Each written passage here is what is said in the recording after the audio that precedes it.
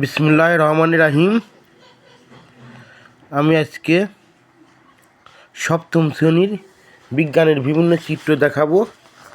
এটা হচ্ছে উদ্ভিদ প্রাণী কোষের কোষীয় সংগঠন, উদ্ভিদ প্রাণীর কোষীয় সংগঠন দ্বিতীয় অধ্যায়ের বিভিন্ন চিত্র দেখা যাচ্ছে।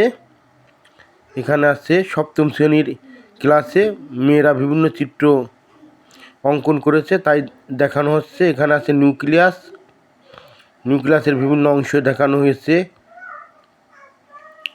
বিভিন্ন শিক্ষার্থী এই চিত্র অঙ্কন করেছে।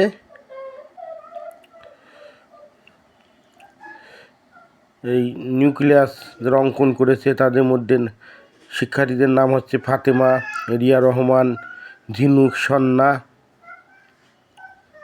আরও অনেক স্টুডেন্ট। তাদের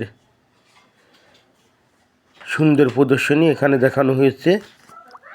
এই স্টুডেন্টরা অনেক কষ্ট করে দেওয়ালে এটা প্রদর্শন করেছে। তারপর অ্যামিবার চিত্র দেখা যাচ্ছে। এটা প্রথম অধ্যায় নিম্নশ্রেণীর জীব। এই নিম্নশ্রেণীর জীবের মধ্যে অ্যামিবা পড়ে।